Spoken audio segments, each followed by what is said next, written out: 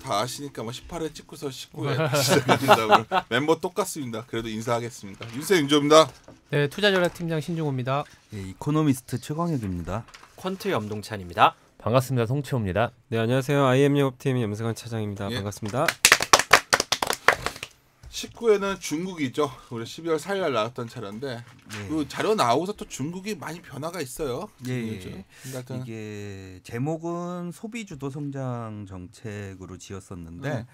동일한 것 같습니다. 근데 약간 이제 동일 우리나라 정책이라고 생각을 하실까봐 소비주도 성장 정책이라고 제목을 부제를 뒤에 달았고요. 중국은 확실하게 생각하고 있는 건 그건 것 같습니다. 이제는 근로소득을 통해 가지고 뭔가를 소비를 더 올린다라는 개념보다는 지금부터는 자산 가격을 상승시켜 가지고 소비를 올리겠다라고 얘기를 하고 있는 거고요. 그 중에서도 부동산보다는 오히려 증시를 상승시켜 가지고 소비를 올려놓겠다라는 생각이 굉장히 강하게 가지고 있는 것 같은. 올리고 싶다고 올려지나요? 지금 나오는 거 뭐 뒤에도 말씀을 드리겠지만 지금 나오는 정책들 보시면은 우리나라 2006년에 나왔던 그림하고 그다음에 2012년인가요? 13년인가요? 차화정 올라갈 때 변액보험 나왔던 그 그림들 그런 것들이 막 섞여가지고 다 나와버리고 있거든요. 생각보다 자금 투입량이 시총 대비해서 어마어마하게 크다라고 생각을 해주시면 될 것 같고요. 지금 내부적으로 계산되고 있는 거는 현재 시총의 30% 정도의 자금이 움직일 거다라고 예상이 되고 있거든요. 중국을 별로 안 좋아해서 예. 그럼 그런 식으로 해외 주식에서 중국 주식이 좋겠네요. 해외 주식 중에 저는 이제 해외 주식을 하실 거면은 나라가 좋은 건 인도인데 주가로 내년에 좋을 것 같은 건 중국이라고 말씀을 드립니다. 와 해외 주식하다가 중국 주식 정말 최근 1년에 죽은 사람 많아요. 지금 잘 사는 사람들. 이게 쉽지 않을 것 같은 난 중국 주식. 이게 뭐냐면 첫 밤부터 딴 찍었는데 경제 얘기해야 되는데 이게 저는 지난번에 얼마 전에 이제 기관에 가가지고 세미나를 하는데 그분이 저한테 이런 안에 들어가 있는 단어들이 선택이 너무 세다라는 말씀을 하시더라고요. 그래서 저도 이제 생각을 했던 게 내가 그 그림 전체를 설명을 제대로 못한 거 아닌가라는 생각은 좀 들더라고요. 그래서 이제 큰 그림을 말씀드리자면 이런 거예요. 2010년에 중국에서 이제부터는 구조조정을 하고 나라의 경제를 조금 더 건전하게 만든 다음에 경제를 2020년이 되면 20년까지 건전하게 만들고 21년부터 서서히 이제 올려야 되겠다라고 생각을 했었거든요. 근데 17년 지나간 다음에 18년 중순부터는 뭐냐면요. 그 계획을 실패한 거예요. 건전하게 만들겠다라는 계획이 실패해버렸어요. 그렇게 되니까 18년 말부터 시작해가지고 19년까지는 어떻게든 지금까지의 계획이 아니라 한 번은 올리려고 발악을 해보겠다라고 나오고 있는 거거든요. 그래서 제가 말씀드리는 거는 경제가 엄청나게 성장을 한다거나 이런 거보다는 오히려 자산 가격 쪽에서 성장시키는 게 훨씬 빠르게 할 수 있으니까 정책적으로는 그 정책이 나오는 해가 내년이다라고 봐주시면 될 것 같고요. 내후년 그러면은 내년에 주가 올라가지고 내후년에 그림 좋아지는 거냐라고 물어보신다면 솔직히 말씀드려가지고 저는 2020년 후반부부터는 중국에 대해서 조금 더 리스크 관리를 면밀하게. 최강 연구원은 이코노미스트니까 중국의 경제 얘기라는 거고. 예. 나는 정부가 저런다고 주가가 올라가냐는 거지 계속 같은 질문인데 정부가 공산주의 국가잖아요. 이런 식으로 했을 때 1년 주가를 엄청 올리고 싶어 했던 게 여러 번이었는데 잘 안 됐던 것 같거든 난 중국이. 여러 가지 방식인데 이거는 2004년 후반에 나왔던 모든 주가 부양 정책 있잖아요. 그 정책이 거의 대부분 지금 다 나와 있는 상태라고 보시면 됩니다. 오케이, 그럼 들어보면서 얘기합시다. 예. 지금 여기서 처음부터 서로 실강할 필요는 없는 거고. 정책적인 부분으로 봤을 때는 2페이지 보시는 것처럼 재정 정책 쪽에서는 소비를 늘리는 정책 쪽에서는 조금 더 적극적으로 확대시키는 거고요. 그다음에 투자 정책은 경제를 올린다라는 개념보다는 경제가 밑으로 내려가는 걸 막는 쪽으로 정책을 들어간다라고 보시면 될 것 같아요. 금융은 긴축에서 완화 쪽으로 전환시킨 거고 증시 부양 정책은 뒤쪽에 조금 더 자세히 말씀드리겠지만 증시 부양 정책에 대해서는 굉장히 강하게 나오고 있는 정도다라고 봐주시면 될 것 같습니다. 뭐 개인적으로 경제 성장률로만 보시면은 많은 분들이 얘기하시는 게 6.2%, 6.4% 이 정도 내년에 많이 잡으시더라고요. 근데 저희 쪽에서 보고 있는 거는 그래도 6.5%는 지키지 않겠느냐라고 말씀을 드리고 있는 중국 위기론자들은 뭐 6% 깨진다는 얘기하는 사람들 있잖아요. 그 정도까지는 나오기가 어려울 걸로 보고 있습니다. 내년이 아니라. 예. 그럼 당연히 깨져야죠. 그거는 시간이 지나면 당연히 깨지는 건데 저희는 2014년부터 항상 말씀드린 거는 중국은 3차 산업 그러니까 신성장 산업 쪽으로 조금 더 동력하면서 소비 주도 정책으로 들어가고 있었는데 신성장은 지금 그 미국하고 중미 무역 갈등 때문에 약간 슬로우하게 될 것 같으니까 일단은 소비 쪽으로 더 세게 밀어넣는 정책이 나오고 있다라고 판단을 내리고 있는 거고요.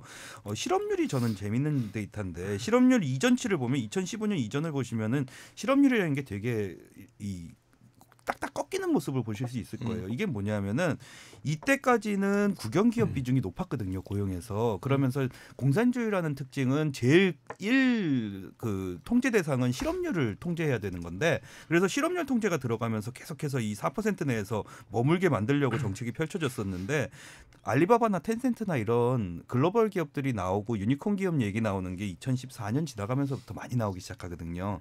그러면서 민간 기업의 고용 비중이 높아지면서 실업률이 약간 스무스하게 변하기 시작했고요. 이 지금 실업률이 4% 깨고 내려왔다는 소리는 중국 정부에서 목표하고 있는 수치보다도 민간에서 고용되고 있는 게 꽤 많았다라는 부분이라서 그 부분에 있어서는 긍정적인 부분이다라고 판단을 내리고 있습니다. 통화 조건 지수는 위로 올라가면 완화 쪽인데 최근에 그림 보시면 2017년 제가 말씀드리는 2018년 하반기 지나가면서 못 버텼다라고 말씀드리는 게 이 하반기 지나가면서부터 상승하는 모습 보여주는 게 이제는 긴축해서 완화 쪽으로 돌리고 있다라는 거고요. 수출이 부분에 있어서는 아직까지는 중국의 경제가 중미 무역 분쟁 때문에 무너졌다라는 부분까지는 확인이 안 되고 있습니다. 이거 업데이트 해보시면은 아마 수출이 한 차례 꺾인 걸로 나올 건데 그렇다고 하더라도 중미 무역 분쟁의 효과가 본격적으로 반영되지는 않고 있다라는 그 정도로 판단을 내려주시면 될 것 같습니다. 물론 이게 긍정적인 부분은 아니라고 보시면 될 것 같고요. 6페이지에 봐주시는 것처럼 재밌는 것 중에 하나가 중미 무역 분쟁 때문에 문제가 생기기 시작하니까 결국에는 금융시장 개방 속도가 굉장히 빨라졌었거든요. 금융 개방 속도가 빨라지니까 재밌는 그림이 나오는 게 왼쪽에서 보시는 것처럼 그러니까 고정자산 투자에 투입되는 자금의 출처가 해외에서 들어오는 자금이 갑자기 올라가기 시작합니다. 그게 지금까지는 해외에서 투자를 하고 싶었어도 열려 있는 부분이 많이 없어가지고 들어가기가 어려웠던 부분이 있었는데 FDI나 이런 부분에서 지분 그 비중을 늘리면서 해외 투자는 분명히 들어오고 있다라고 보고 있는 거고요. 제가 재정 정책에 있어가지고 바닥에서 조금 이제는 바닥을 막기 위해서 움직인다라는 게 2017년 초반부터 2018년 중순까지의 그림을 보시면 기술 투입이 압도적으로 올리려는 모습을 보여주고 있습니다. 경제 성장에 있어서 생산성 측면에서 접근을 했을 때 기술 투입을 통해 가지고 성장을 만들어내려고 노력을 해봤는데 그게 안 되니까는 결국에는 2018년 5월이 지나가면서 자본 투입을 압도적으로 늘리기 시작했다라는 부분이고요. 그 얘기는 반대로 얘기하면 재정 정책을 인프라 투자 쪽으로 집어넣어서 투자에 대한 비중을 올리겠다라고 얘기를 하고 있는 부분으로 생각해 주시면 될 것 같습니다. 그래서 뭐 약간 그 얘기를 할 때 약간 있겠지만 최근에 이제 이 자료 나온 뒤에 좀 의미 있던 뉴스가 어떤 중국이 덩샤오펑이 1978년에 개방하고 나서 40주년 그 시진핑 기념사에서 뭐 금융시장 개방 얘기도 좀 그 정도 나온 거예요. 그 정도 얘기 톤이면.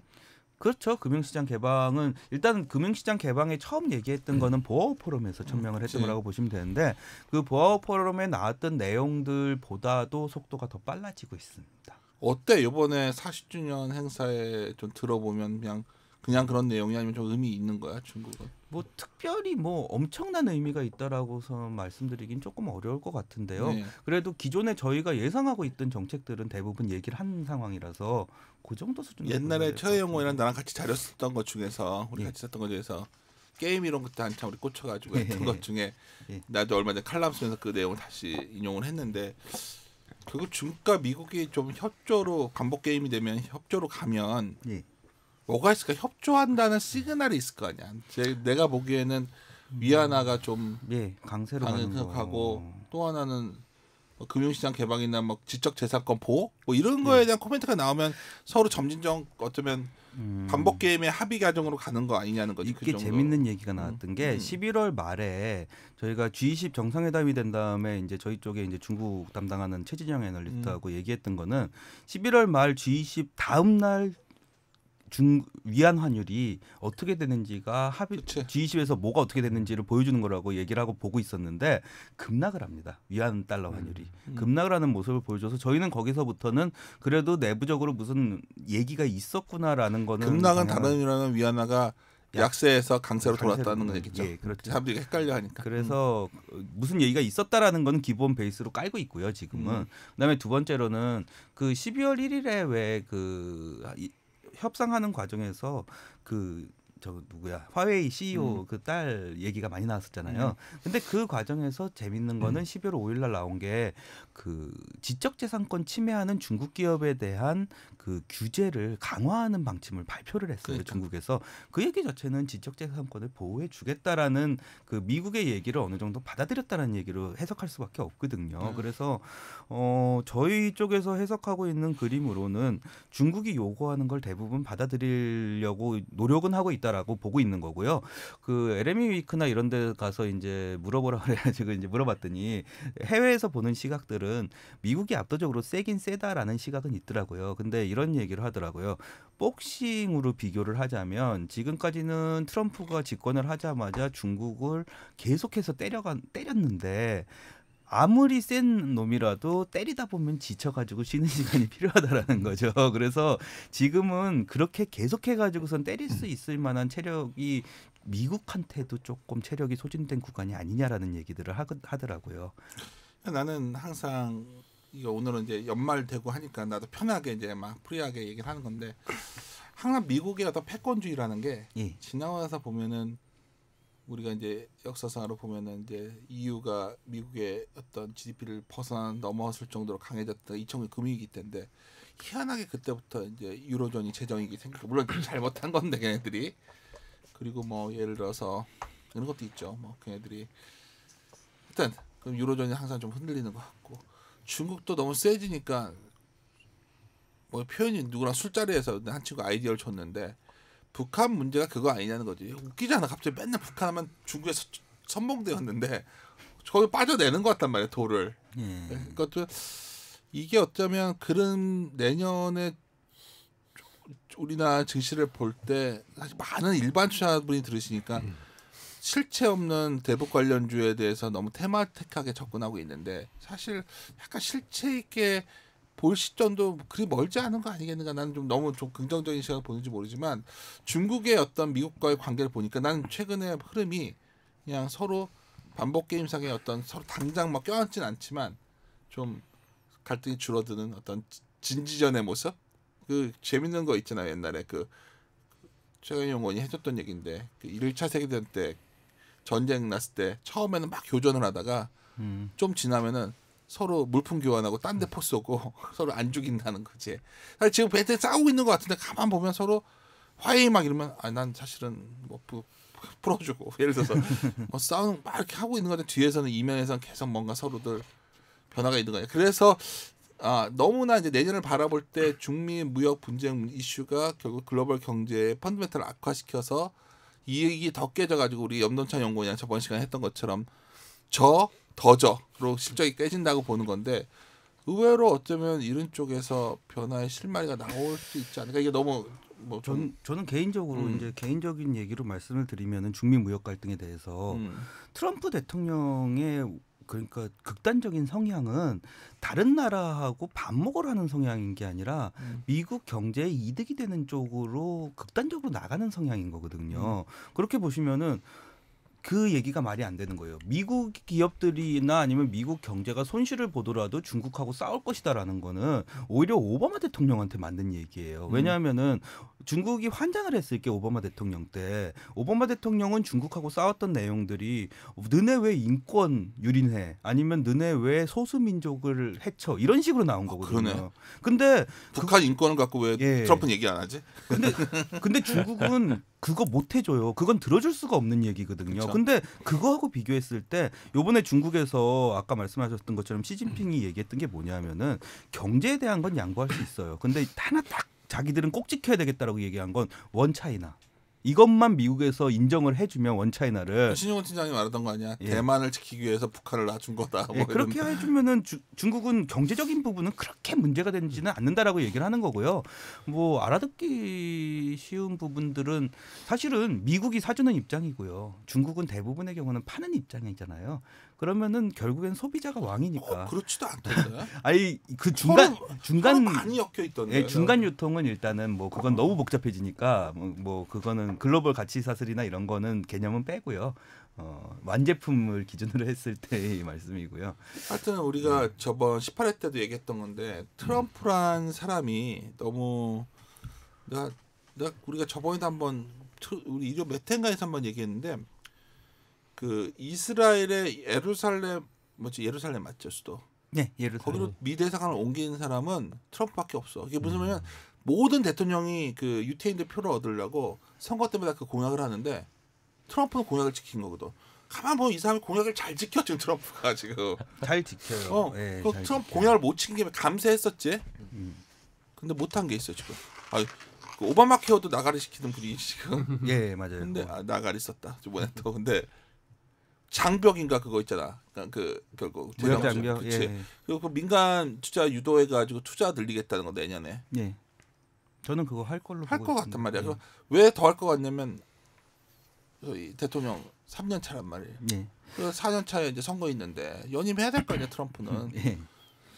그래서 나 내년 시장이 자꾸 내가 하도 들면 저를 얘기하는데 어디서 변화가 있을까 막 고민하다가 그 생각을 많이 하고 있었는데 한번 오늘 같이 모여서 우리 회의하는 시간이니까 나도 물어보는 거야. 지금 이게 너무나 이게 우리가 전략 쪽이나 우리 주식쟁이들은 약간 스토리텔링으로 가는 경우가 좀 있어서 로지컬하지는 않거든. 근데 경제로 보면 아카데믹하게 보면 굉장히 우울하거든. 아까 전망치 보면 말 끝난 거지 뭐. 이거 이렇게 되면 뭐 아까 그치. 뭐 전망은 별로 안 좋죠. 그래서 네, 요 재미있는 게 그 6페이지 그림이 이게 재밌었어 나는.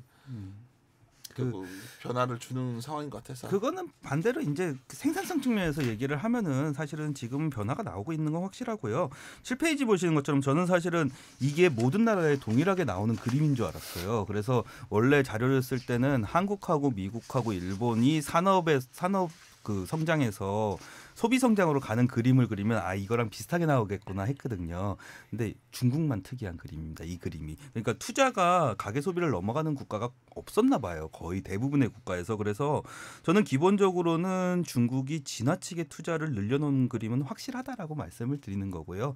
신중호 연구원 자료에서도 예전부터 계속 쓰던 얘기들이 중국의 2015년이나 한국의 1992년 같은 시기, 그다음에 일본의 1978년 같은 시기를 비교해 보시면 중국의 소비가 압도적으로 적은 게 사실입니다. 뭐 여기서 소비를 정상적인 수준으로 올리려면 10%에서 한 15%포인트 정도는 아무리 최저라도 올려줘야 되는 거고요. 그거를 강하게 펼치는 정책은 사실은 나와줘야 되는 정책이 맞는 거다라고 보고 있는 부분입니다. 한국 같은 경우에 보시면은 한국이 1980년대 말부터 시작해가지고 1995년까지 금융시장 개방 정책이 나왔어요. 최근에 보시는 중국에서 그 예금 금리하고 그 대출 금리 자유화 얘기들 많이 나왔었잖아요. 근데 이게 한국은 1980년 말에서 1995년까지 나온 거거든요. 그 이후에 일반 자금, 그러니까 민간 자금의 대출 비중이 올라가기 시작하는 모습을 보여줬고요. 지금 상황에서 보면은 중국이 금융시장을 개방하면 할수록 또 동일하게 민간 시장의 자금 대출이 늘어날 거다라고 보고 있는 겁니다. 민간 시장의 자금 대출이 늘어나면은 결국에는 가계부채가 늘어난다라는 소리고요. 그러면 지금까지 근로소득만을 가지고 소비를 했던 이제 중산층 아니면 중하층 사람들이 부채나 아니면 자산 가격 상승을 통해 가지고 소비할 수 있는 여력이 마련된다라는 거거든요. 국가 부도에다 영화 보신 분들은 그 IMF 터지기 전까지 한국의 중상층 막 올라올 때 그 그림이에요. 그때 막 소비하면 맞습니다. 자동차도 사고, 예. TV 사고, 레스토랑에서 고기 구워 먹. 그러니까 우리나라가 고기를 이렇게 막 갈비 구워 먹기 시작한 게 그렇게 오래 안 됐거든. 그러니까. 그래서 이 오른쪽 차트 보셔도 1980년대 후반부터 1995년까지 그림이 금융시장을 개방하는 동안에 한국이 민간 소비가 계속해서 비중이 빠지다가 그때 올라갑니다. 그때 올라가는 그림을 보여주고요. 여기서 줄어드는 게 투자였죠. 그래서 투자 비중을 좀 줄이고 이게 투자가 없어진다는 얘기가 아니라 비중상의 문제거든요. 그렇죠. 그래서 그러면서 민간 소비가 지금부터 올라가는 그림이 나오는 게 중국한테 동일한 그림이라고 보는 거고 중국의 IMF 비슷한 우리나라 IMF 비슷하게 문제가 생기는 건 21년이 아닐까라는 예상은 가지고 있어요. 그런 얘기 하지 마. 뭐 중국이 공산주의 국가고 대외 부채도 적은데 한국은 그 당시에 대외 부채가 엄청 단기 외채가 얼마나 많아요. 단기 외채를 많이 쌓았어요. 예. 내가 지금도 영화보다 그날 느꼈던 게 임창용 부총리, 임창정인가? 임창용 멸이죠, 열 그리고 깡드시 뭐 강만수 수준이 뭐 그런 분들 아직도 머릿속에 트라우마처럼 남아있다니까 나도. 그 당시에는 정말 우리나라가 너무 달러가 없었던 나라였고 뭐 부채에 대한 부분은 하도 이제 이거 많이 걱정하시더라고요. 기업 부채가 너무 많다 중국은 그래서 위험하다라고 그러는데 우리나라 트라우마야. 예. 기업들이 우리나라도 단기 부채 많다 터진 거니까. 중국의 기업 부채가 많아진 건 사실인데 오른쪽에 보시면 이게 전체 부채를 100%로 했을 때 비중이거든요. 2006년하고 2018년 보시면은 기업 부채를 12% 포인트를 줄였어요. 중국에서. 그러니까 이 얘기가 뭐냐면은 그거의 대부분을 정부 부채가 11% 포인트가 늘어났거든요. 정부에서 기업 부채에 문제가 생긴 거를 흡수해주고 있는 과정이라고 보시면 될 것 같고요. 내년부터 시작되는 소비 정책의 핵심적인 부분은 가계 부채가 늘어나는 거거든요. 그러면은 결국에는 정부 부채가 늘어나고 가계 부채가 늘어나면서 기업 부채를 더 흡수해 줄 거라는 거죠. 그래서 기업 부채 내년에는 거의 한 60% 밑에 수준, 50%대 수준까지 내려갈 거라고 판단을 내리고 있는 거고 정부하고 기업 가계 부채가 한 20% 수준 이상씩으로 올라가지 않을까라고 보고 있습니다. 그러면 부채 수준 자체는 얘기하시는 것보다는 건전하게 된다라고 봐주시면 될 것 같고 이 개인소득 면제 구간이 발표된 지가 얼마 안 됐습니다. 이게 2018년 말에 발표가 됐는데 5천 위안에 대한 사람들도 소득 면제를 해주겠다라고 얘기하는 거거든요. 근데 재밌는 거는 이 3,500위안에서 5,000위안 사이에 들어가는 면제가 혜택이 적용되는 인구가 2억 2천만 명이에요. 중국 엄청 못 사는 거야. 예, 그래서 생각보다 못 사는 사람들이 2억 2천만 명이 이 혜택이 들어오면 전부 다 소비로 써버리거든요. 그래서 생각보다 2억 2천만 명이면 미국 인구인데 미국 전체 인구인데 그러면은 생각보다 소비가 많이 늘어날 수 있다라는 측면에서 이 사람들에게 돈도 소비에 그렇게 많이 들어? 이렇게 소득이 적은데? 소비 성향이 높을 수밖에 없는 소비 성향이 애들이니까. 제일 높은 게 밑에 다 써버리니까. 그러니까 이 들어오는 돈은 다 써버린다라고 그냥 보시면 돼요. 네. 그러면은 뭐 당연히 올라가긴 올라가겠죠. 얘기 말씀드렸던 것 중에 아까 왜 제가 중국이 구조조정을 하려고 그러다가 약간 뒤로 물러났다라고 말씀을 드렸잖아요. 그걸 확인하는 게 왼쪽 차트입니다. 지방정부에서 특정채권이라는 건 인프라 채권이라고 생각을 하시면 되고요. 2018년에 특정채권 발행하는 게 1월부터 7월, 6월까지는 보시면은 특정채권을 다른 해하고 비교했을 때 압도적으로 적게 발행을 했었어요. 근데 이게 경제에 문제가 생기다 보니까 7월부터 특정채권 발행을 갑자기 늘리기 시작했고요. 특정채권은 보통 레깅이 3개월 되거든요. 발행 이후에 인프라 투자로. 그래서 10월부터 시작해서 중국의 전체 그 인프라 투자 증가율, 고정자산 투자 증가율이 플러스로 전환되기 시작하는 겁니다. 위쪽으로 전환되기 시작하는 그림이고 두 번째로는 내년에도 재정 정책을 좀 늘리겠구나라고 생각을 하고 있는 게 이 전력 인프라, 그리드 인프라 투자가 원래 2019년에 올해보다 줄어들고요. 2020년에 좀 많아지는 그림이었거든요. 원래 계획은. 근데 2020년 거를 2019년으로 땡겨오고 있습니다. 그런데 여기 안에 들어있는 것 중에 막 이런 것들도 많거든요. 그런 태양광에 대한 그 투자액이나 이런 게 많았었거든요. 2020년에. 근데 그거를 2019년에 엎어가지고 요즘에 태양광에 대해서 사람들이 그래도 그나마 긍정적으로 얘기하기 시작하는 게 19년 1월부터 시작해가지고 태양광에 대해 가지고 부품 수입에 대해서 면세 정책 들어가고요. 거기 더해가지고 정부에서 태양광 투자하는 금액도 늘어나기 시작한다라고 봐주시면 될 것 같고요. 뭐 이거 보시면 딱 나오는 거죠. 뭐 13페이지에 보시는 것처럼 전력망 인프라 투자, 전력 공급 인프라 투자 전체적으로 들어가는 게 플러스로 이제는 완전 전환됐습니다. 엄청 빠르게 올라가고 시작했고요. 나 정말 중국 주식 잘 안 봐서 그러는데 요즘 어때? 옆으로 키고 그러니까 있죠. 주가는 별로 잘 반응 안 오는 것 같아. 주가는 아직 재미없습니다. 주가 측면에서는 인재 중미 무역 갈등 좀 줄어드는 거 아니냐라는 얘기 나오기 시작한 거고 대부분의 법안들이 2019년 1월을 기준점으로 하고 있습니다. 그래서 조금은 더 보셔야 된다라고 말씀을 드리는 거고요. 여기서 전력 인프라 이제 점검하신 거는 이제 예. 뭐 전체 경제에 대한 프락시 개념입니까? 아니면 뭐 그렇죠. 인프라 투자 프락시죠. 프락시 개념이신 예. 거죠? 뭐 전력 생산은 프락시 지표로서 많이들 보고 있고요. 투자의 프락시 지표라고 보시면 되는데 중국 같은 경우에 이제 뭐 리커창 지수나 이런 지표들이 보통 보는 게 전력하고 그다음에 대출 증가, 그다음에 철도 화물 운송량을 보통 보는 거거든요. 그래서 이 세 가지 부분 중에서 하나라서 한 33%를 넘게 중국 투자를 설명하고 있다라고 봐주시면 될 것 같고요. 내년에 중국 쪽에서 이제 생각하는 것 중에 하나는 부동산 투자는 그렇게 투자 자체로는 안 늘어날 것 같습니다. 이게 가격을 좀 막아야 되는 측면이 있어가지고 부동산에 있는 이제 택지 공급을 좀 줄일 걸로 예상을 하고 있는 부분이고요. 실제로 보시면은 지방 정부에서 가져가는 토지 매각 이익 비중이 굉장히 높아요. 그러니까 지방 정부는 대부분의 이익을 토지 매각을 통해서 움직이고 있는데 부동산 가격이 빠지기 시작하면은 지방 정부 문제가 불거지기 시작하거든요. 그래서 그걸 좀 막는다는 개념으로도 접근을 해주시면 될 것 같고요. 실제로 최근에 보시면은 문제가 됐었던 1선 도시나 2선 도시 그다음에 기타 도시 전부 다 주택 가격은 플러스로 다시 상승시켜 놓는 모습을 보여주고 있거든요. 이런 것들이 이제는 가격을 막아가지고 지방 정부의 이익을 보존해 준다라는 측면에서 보시면 될 것 같습니다. 디레버리징 속도는 어쩔 수 없이 줄여야 될 것 같고 지금까지 문제가 됐던 게 뭐냐면은 민간에 대한 금융 규제를 강화시키다 보니까 소형 기업에 대한 대출이 무지막지하게 줄었습니다. 무지막지하게 줄어드는 모습 보였고 사실 이 PMI 지수나 이런 걸로 보시면은 중국 그렇게까지는 안 빠진 것 같은데라고 생각을 하시는 이유가 PMI는 대형 업종들이 많이 들어가 있거든요. 근데 이 소형이나 아예 밑에 있는 애들은 50 밑에서 머문 지가 굉장히 오래됐다라고 보시면 될 것 같고 오른쪽에 보시는 것처럼 디폴트 규모나 건수가 올해 굉장히 많이 늘어났어요. 그래서 이거를 이제는 안 되겠다라고 생각으로 들어가는 게 정책적인 변환이다라고서는까지 봐주시면 될 것 같고요. 민간 고용 아까 앞에 말씀드렸듯이 이제 실업률은 재밌는 상황으로 변했는데 민간 기업이 고용 비중이 60%를 육박하다 보니까 이 상황에서 만약에 민간 기업들 아까 앞에서 보신 것처럼 소기업이나 중소기업들이 죽기 시작하면은 이 고용의 문제를 일으키기 시작할 거다라고 생각을 하게 된 거고요. 그렇게 되면 중국에서 가장 중요하게 생각하는 실업률 부분에 영향을 미치기 때문에 결국에는 지금까지 해왔던 정책에서 속도 조절을 한 번은 나서야 되겠다라는 쪽으로 돌아가기 시작했다라고 봐주시면 될 것 같습니다. 지금 중국 정부에서 얘기하는 건 뭐냐면 이거 어떻게 올려라고 말씀하시는데 하나가 정책이 나온 게 뭐냐면 대형 은행에 대해서는 3분의 1 전체 대출의 3분의 1은 쿼터제로 무조건 중소기업에 대출을 하게 해놨고요.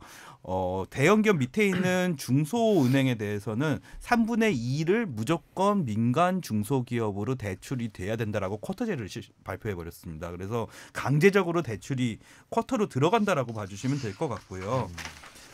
두 번째로 증시 말씀드릴 때는 이런 부분입니다. 증시가 하락하고 있는데 두 가지 정책이 발표됐습니다. 하나는 중국에 있는 보험사들의 자회사를 통해 가지고 중국의 본토 증시를 사라고서는 압박이 들어가기 시작했고요. 두 번째로는 WMP라는 이제 그림자 금융의 원흉이잖아요. 얘네들 중에서 요 맨 밑에 바닥에 깔려 있는 짙은 파란색 보이시죠? 요게 주식을 기반으로 한 자산이거든요. 근데 이게 진짜 적네. 이게 3.3%예요. 전체에서. 근데 이거를 10%에서 15% 이상으로 늘리라고 얘기를 하고 있는 부분이고요. 그다음에 지금까지는 공모에서는 주식을 자산으로 하는 상품을 발행을 못하게 막았었는데 공모 WMP에 대해서도 지금부터는 주식을 자산으로 하는 상품들이 가능하게 정책을 바꾸고 있습니다. 아까 말씀드렸던 게 뭐냐면은 지금 나오고 있는 정책이 우리나라 왜 2006년에서 7년에 주가 올라갈 때 외국인이 산 거 아니었잖아요. 보험사에서 많이들 매수가 들어왔어요. 연합보험을 산 거죠. 근데 지금 중국에서 하고 있는 짓이 그 보험사 자회사들이 주식을 사라라고 압박을 넣고 있는 거고 이 WMP가 다른 말로 하면 변액보험하고 되게 비슷한 상품이에요. 그런데 여기에 주식 자산 비중을 늘리라고 얘기를 하고 있는 거거든요. 그러면서 그 대신에 이제 얘기 나오는 게 은행이 아까 대출 금리를 올리잖아요. 그러니까 이렇게 얘기를 하는 거예요. WMP를 공모로 위쪽으로 수면 위로 올려줘서 쓸 수 있게 해줄 테니까 너네들이 지금 은행에서 수익률이 안 나는 거를 이 WMP를 발행해가지고 수익을 메꿔라라고 얘기를 하고 있는 거고요. 그 메꾸는 과정에서 주식을 매입하는 비중을 늘리라고 얘기를 하고 있는 겁니다. 그 주식 매입하는 비중을 늘리면서 지금까지 쿼터제로 놔뒀던 민간 중소기업에 대한 대출들을 늘리는 거를 이걸로 어떻게 묶어놓을 수 있지 않느냐라고 얘기가 같이 들어가고 있는 거라고 봐주시면 될 것 같고요. WMP를 하는 데 있어가지고 그 대신에 이거는 하겠다라고 얘기를 하고 있습니다. 3개월 미만 상품에 대해서는 비중을 계속 줄여나가겠다라고 얘기를 하는 거거든요. 그 얘기가 뭐냐면은 3개월 미만 상품이 계속해서 늘어나다 보면 결국에는 그게 리스크 요인으로 부각될 수밖에 없다라고 판단을 내리고 있는 거고요. 오른쪽에 보시는 것처럼 원금 미보장 상품에 대해서도 3호 쪽에서 계속해서 줄여나가고 공모 쪽에서는 원금 미보장은 아마 안 나올 거로 판단을 내리고 있습니다. 그래서 그 두 가지 측면에서 계속해서 WMP에 대한 위기 상황이 더 빨라지는 거는 규제를 하면서 WMP를 수면 위로 올린다는 과정이 들어가는 거고요. 그 올리는 과정에서 대부분의 자산을 주식으로 사겠다라고 얘기하고 있는 겁니다. 이게 지금 발표된 거를 중국 내부적으로 얘기가 나오는 거는 지금 중국이 우리나라도 하나로 치면은 A주 시총이 한 9,000조 정도 되거든요. 근데 이 WMP하고 엄청나네 진짜. WMP하고 이런 거에서 지금 밀어넣겠다라고 하는 게 3,400조예요. 그러니까 이게 과거에 나왔던 정책하고는 완전히 결이 달라지는 부분이라고 보시면 될 것 같고요. 이거는 금융기관을 압박해서 주식 쪽으로 강제적으로 돈이 들어가게 만드는 정책들이 막 나오고 있는 거라서 생각보다 주식이 이게 이제 시행이 된 거야? 내년 1월부터 이제 시행될 거라고 얘기가 나오고 있는 말 거고요. 들어서 정말 그러면 굳이 막 한국 주식 할 게 아니라 중국 주식 어떻게? 난 중국 주식 잘 이렇게. 저는 개인적으로 그래가지고 이제 중국의 종목이나 이런 건 솔직히 모르잖아요. 올라가는 거 있고 내려가는 거 있을 거고 많은 분들이 사실 텐데 그럼 차라리 중국의 ETF 레버리지나 이런 쪽으로 해보시면 이게 문제가 생기더라도 중국 ETF 같은 거는 금방 빼실 수 있거든요. 한 2-3% 손실만 보고 그래서 미리 사놓고 올라가기 시작하면은 먹으면 되는 거고요. 사실은 그게 뭐 밑으로 손실이 날 것 같다 그러면은 무서우면 그냥 빼버리면 되거든요. 이거는. 그래서 차라리 그런 쪽으로 접근하시는 게 맞지 않나라고는 보고 있습니다. 이게 뭐 그러니까 이런 이제 보험권에서 이렇게 투자하는 주식 투자하는 게 어떤 이제 기간이 정해져 있는 건가요? 아니면 그냥 뭐 계속 뭐 중국 정부가 생각한 목표치까지 그냥 갈 때까지 가는 건가요? 일단은 내년은 해보는 거고요. 일단 내년에 압박을 해보는 거고 이거를 뭐 무제한으로 계속해가지고 압박할 수는 없죠. 그래서 정리하면 뭐 이런 거네요. 그러니까 미중 무역 갈등이나 뭐 기술 요즘에 좀 이슈되는 거를 떠나서 우리가 경시하고 있는 게 중국 자체적으로 노력하고 있는 자본 투입 노력들. 그러면 이제 데이터를 직접 뽑아 보시니까 이제 물론 규모의 차이가 아까 있다고 말씀하시긴 했지만 2007년에서 9년 좀 하락기 있지 않았습니까? 그때랑 뭐 그때도 보니까 차트들이 좀 크게 변하긴 하더라고요. 보이신 아까 차트들이 좀 어떻게 보십니까? 그때랑 비교해서 지금이랑 이런 노력들이 좀 의미 있는 결과를 갖고 올까요? 그러니까 그때 어떤 2007년에서 9년도 이제 경제 하락기였고 주가가 하락기였는데 이제 그때도 이러한 노력을 했었나요? 이제 그럼요. 중국은 생각보다 증시 부양을 많이 했었고요. 그때 들어갔던 돈이 제가 알기로는 2.5조 위안이었나요?